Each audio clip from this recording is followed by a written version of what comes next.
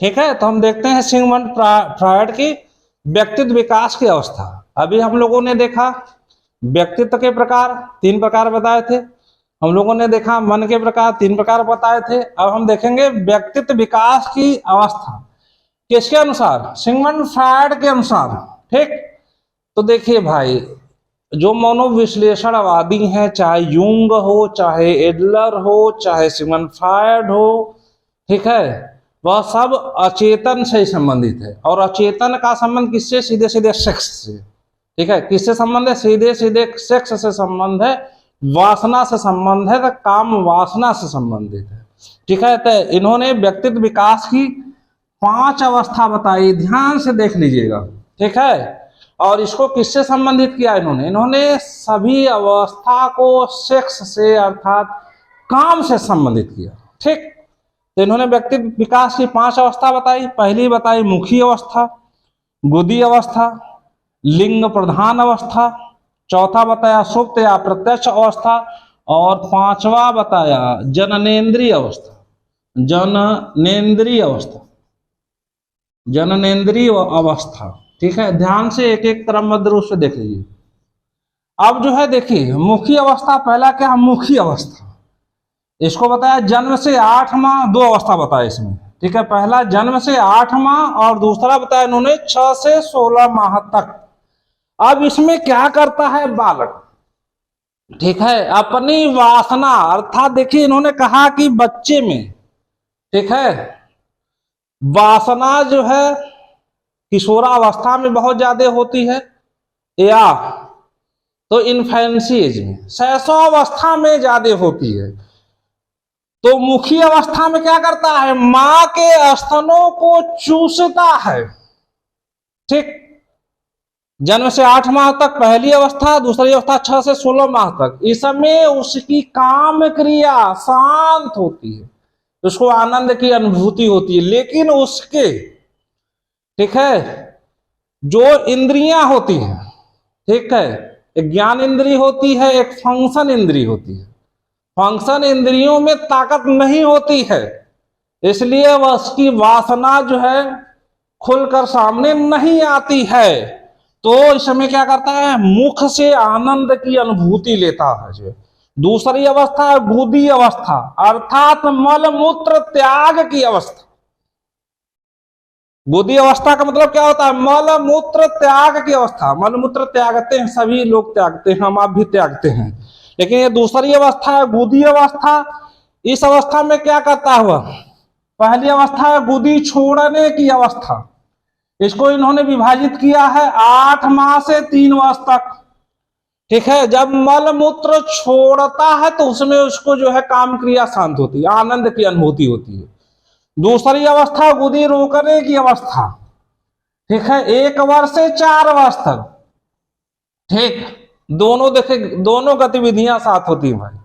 ठीक है, 1 से 4 वर्ष तक। इसमें क्या करता है, मल मूत्र को रोक कर उसको आनंद की अनुभूति होती है, अर्थात उसको मजा आता है।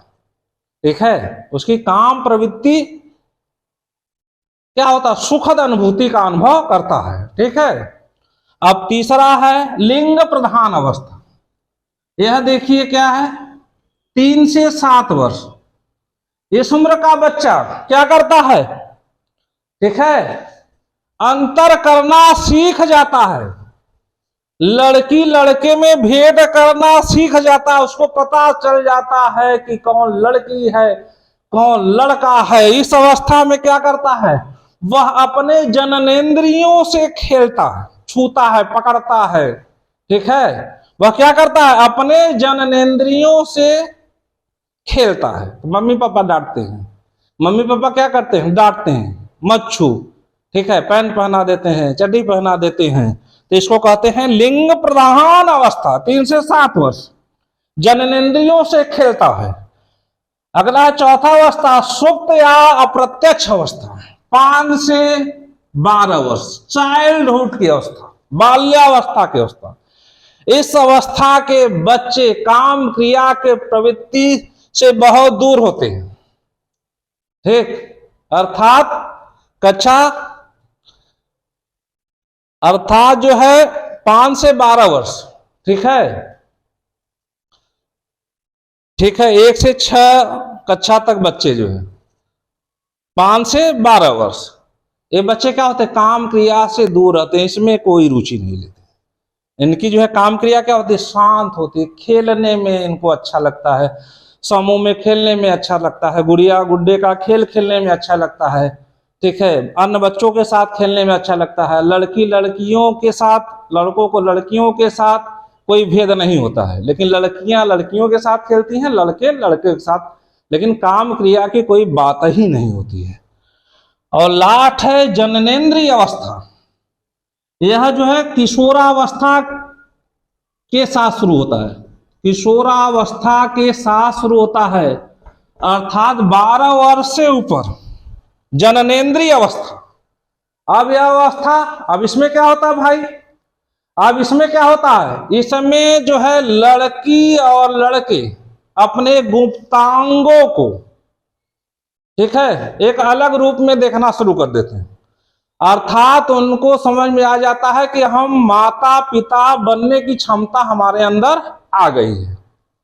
तो व्यक्तित्व विकास की इन्होंने कितनी अवस्था बताई है, 5। मन के कितने प्रकार बताए, 3, चेतन अचेतन और अर्धचेतन। व्यक्तित्व के कितने प्रकार बताए, 3, ठीक है, इदम अहम परा अहम।